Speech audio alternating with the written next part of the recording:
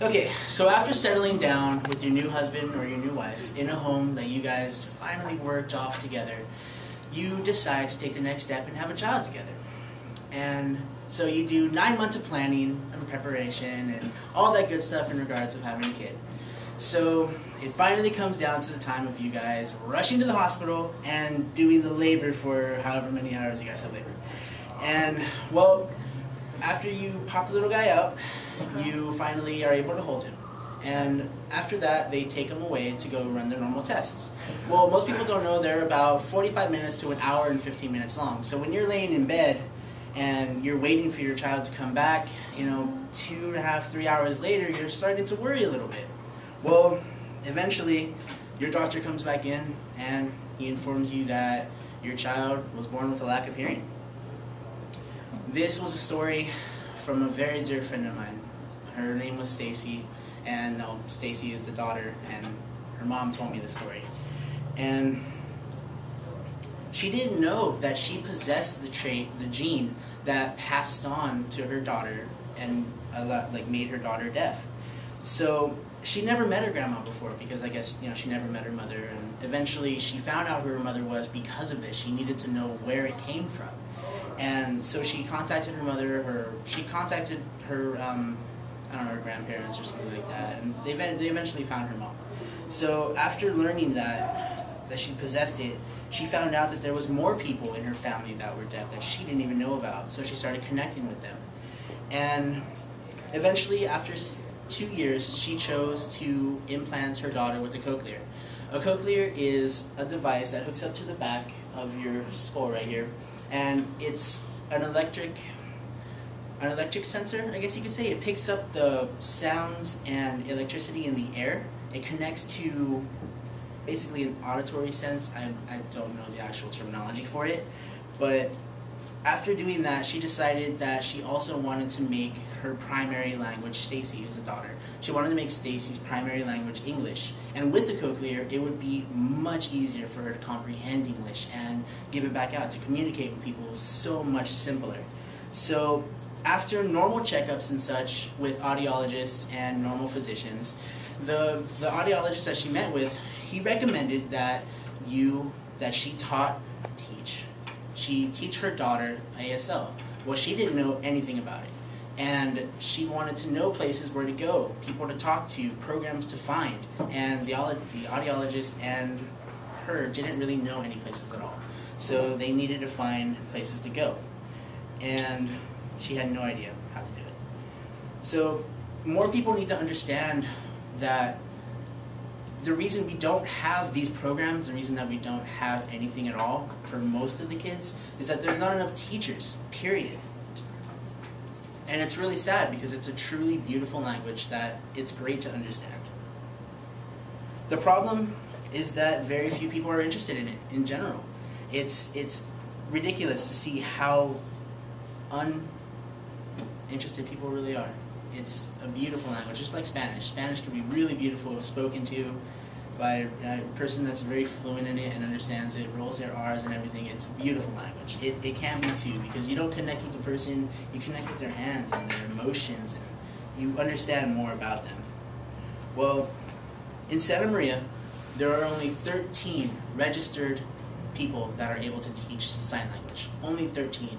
And they all vary through different grade levels. So it's very hard for children of any ages, of specific ages, to learn it because there's not enough. Because every semester, every class, every time your child registers for the class, most of them, at least a good 5 or 6 or 7, are turned down because they're already full. And it's difficult. It's difficult for the teachers themselves because they love teaching it, and it's hard to turn a child down who needs it or wants it. So it's just there's not enough teachers to accommodate the demand.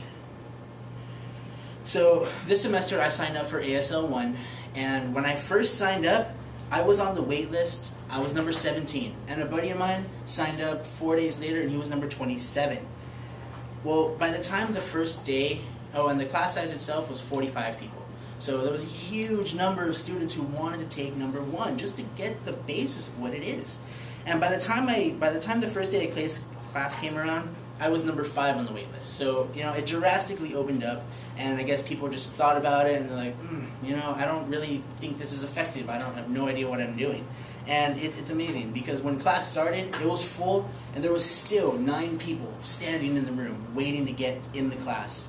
And she had to turn down 4 of them. She overdid her classroom, and she allowed 5 more people to be in the class, because she knew, as it happens every semester, she says, her name is Maria Riviera, as a teacher, that people lose interest. They get the first, second, third, you know, classrooms, class sessions, and they realize that this isn't for them. So the people that got turned down for the open seats in the middle of the semester, they probably have now permanently lost the interest of ASL, and they're never going to come back to it. And it's a horrible thing for them to have lost out on, because it's truly amazing. Well, every semester it's overly full, as I said, and okay, well, sorry. Fixing this solution is very, very simple. You know, just give it a chance. Fall in love with the language. Realize that you can have conversations with somebody across the room and nobody else knows what you're saying.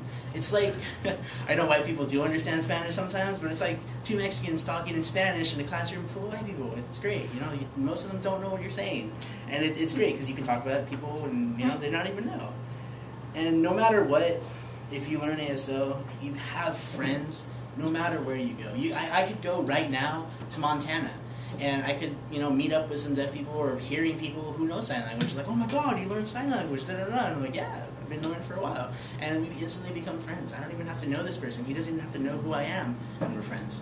It's great. It's a connection that you can't establish any other way.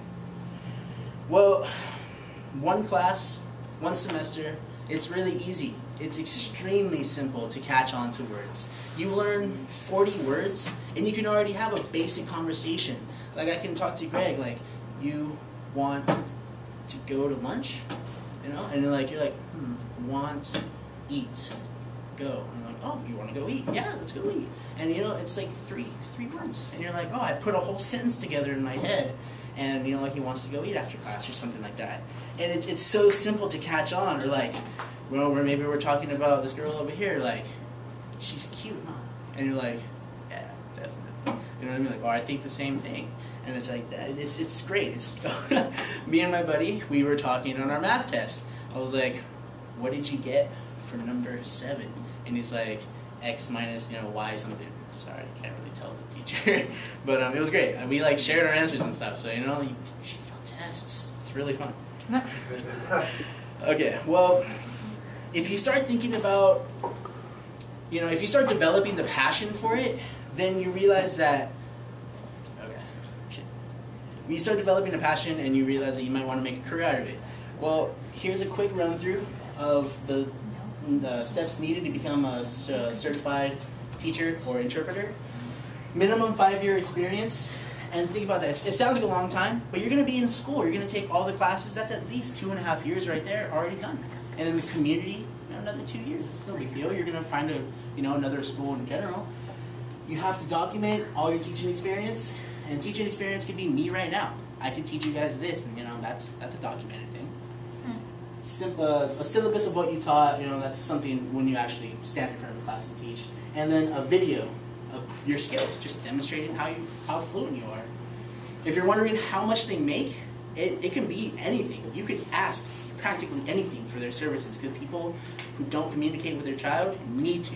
So you can practically ask anything. As you see here, different prices that people can charge, you know, as a private translator for your kids, a school district, a community college, and an entry level. You know, a basic, hey, come to my class and sign for me. So it's pretty cool. It's pretty interesting to see how much you could actually make, and it's a pretty gratifying job. And here's our teacher, and these are some of the classrooms. These are some of the kids in my class. And, you know, if you know any of them, you know, say hi. You're like, hey, how are you? And they'll be like, oh my God, where'd you learn that at? And, you know, they might start going off on you, like, trying to assign to you, but it's okay. You don't have to know for a second. But just tell them, you know, yeah, I'm interested in it. It's pretty cool. So, do you have any questions?